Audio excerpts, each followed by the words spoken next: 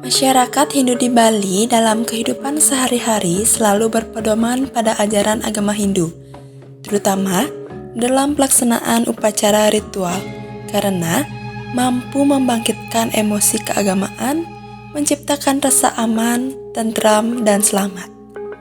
Salah satu yaitu Tumpak Landep. Upacara Tumpak Landep merupakan simbol hari turunnya ide Sang Hyang Widi-Wasa dalam manifestasinya sebagai Sang Hyang Pasupati, yaitu dewa yang berkuasa atau segala jenis senjata atau alat-alat yang terbuat dari logam. Manusia menggunakan ketajaman jenana berupa pikiran atau idep, logika, dan ilmu pengetahuannya, sehingga berhasil mengolah logam-logam yang dipergunakan untuk melancarkan usahanya dalam menunjang kehidupan sehari-hari. Pada upacara Tumpak Landep dikategorikan sebagai sarwa senjata-senjatanya yang berasal dari logam.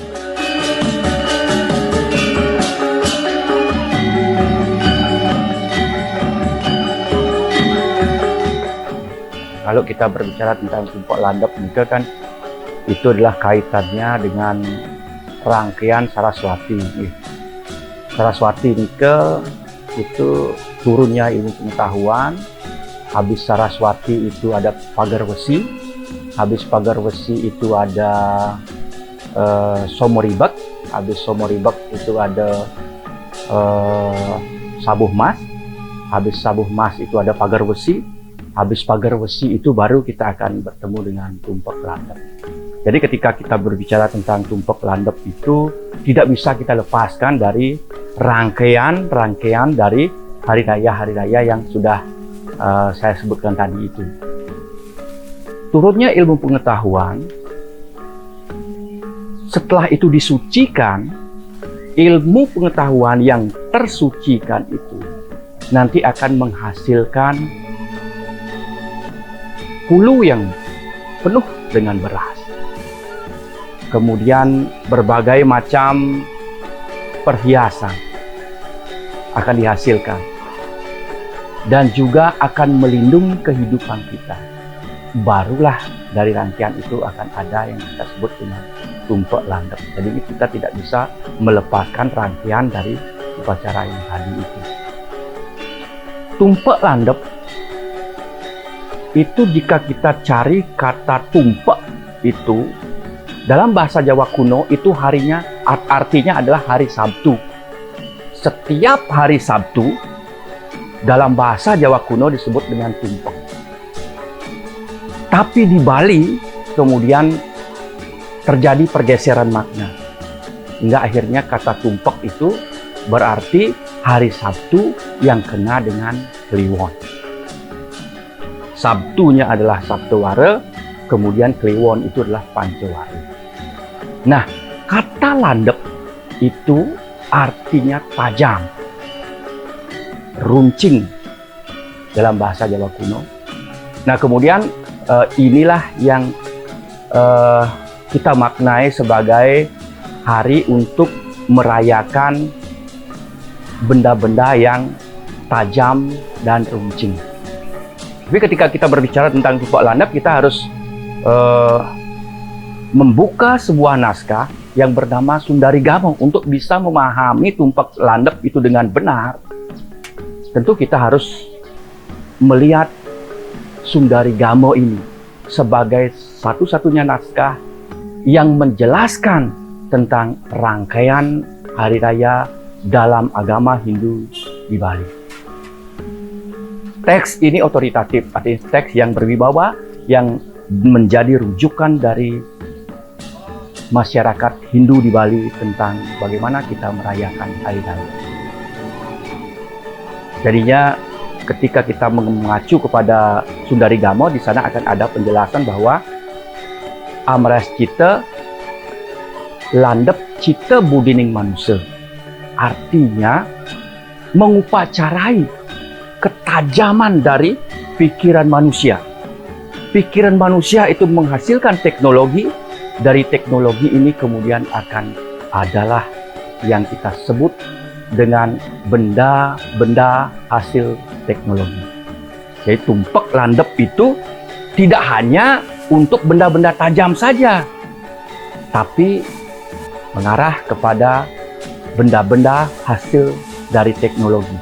Kenyataannya, perabot pandai yang tajam diupacarai pada saat itu. Perabot undagi yang dari besi diupacarai pada saat itu. Perabot tani yang berbahan dari kayu dan juga dari besi diupacarai juga pada hari itu. Jadi tumpak landep maknanya tidak selalu harus mengupacarai benda-benda tajam saja. Walaupun kenyataan kita melihat ada keris, ada tombak yang diupacarai. Tapi tumpak landep itu lebih mengupacarai hasil dari kecerdasan manusia berupa benda-benda hasil teknologi manusia. Nah, karena masyarakat sekarang kan sebagian besar memiliki benda-benda teknologi yang berupa mobil dan motor yang paling sering akan dipakai untuk aktivitas kesehariannya. Nah, kenapa masyarakat di Bali, masyarakat Hindu di Bali mengupacarai tidak hanya mobil saja, komputer juga diupacarai. Dan benda-benda yang lain juga diupacarai. Karena teks Sundari Gamo mengatakan dengan sangat jelas bahwa pada saat hari tumpak landep itu beryogalah Sang Hyang Pasupati. Nah, siapa Sang Hyang Pasupati? Beliau adalah Dewa Siwa yang pada saat itu memberikan pasupati kepada benda-benda mati. Jadi benda-benda mati ketika dipasupati dimohonkan jiwa, dan benda-benda yang pasupati itu adalah benda-benda yang berjiwa. Maka apapun yang dekat dengan kehidupan manusia agar dia memberikan manfaat yang baik, maka masyarakat memberinya pasupati. Kenapa pasupati? Haruskah pasupati yang besar? Tidak. Di dalam teks disebutkan bahwa ada Banten Bara. Banten Bara itulah Banten Pasupati. Ketika kita mengupacarai benda-benda hasil teknologi itu yang dekat dengan kehidupan masyarakat, yang membantu keseharian manusia Hindu di Bali, maka diberikan pasupati. Banten Pasupati, sesayut pasupati inilah yang disebut dengan Banten Bara lumrah. Nah, pada saat itu juga dihaturkan Banten sesayut Jayeng Perang dan Banten Sodan Putih. Jayeng Perang dan Kusumo Yuda dihaturkan ke hadapan Sang Hyang Pasupati dan Dewa Siwa. Banten Putih juga dihaturkan kepada Betara Pasupati dan Dewa Siwa. Banten Pasupati atau Banten Bara itu juga dihaturkan kepada Dewa Siwa dan Sang Hyang Pasupati yang ada pada saat buku tersebut. Disebutkan di sana bahwa ketika kita melakukan upacara itu ada Banten Putih. Banten Putih ini Sodan Putih. Kemudian ada sesayut Jayeng Perang, kemudian ada sesayut Kusumo Yuda. Semua Banten itu dihaturkan di Pemerajan. Setelah dihaturkan di Pemerajan kepada Betara Siwa, kepada Dewa Sang Hyang Pasupati, lalu dimohonkan pasupati. Air tirta pasupati inilah yang kemudian dipercikkan kepada benda-benda teknologi yang kita miliki, yang kita rasa penting dalam kehidupan kita. Artinya ketika sebuah benda dalam masa prosesnya akan mengalami penyusutan, cara handphone perlu dicas, gitu ya. Artinya setiap 6 bulan dalam kalender, kan gitu ya.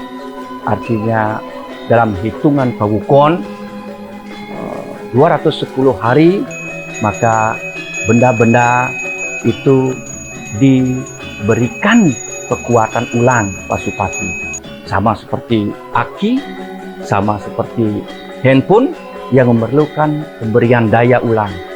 Jadi sebelum diberikan daya ulang itu, benda-benda itu dibersihkan dengan banten-banten pasucia, bisa prasita dijalankan. Untuk membersihkan itu, kemudian setelah dia bersih secara spiritual, barulah diberikan kekuatan Pasupati, dimohonkan kekuatan Pasupati pada Tuhan.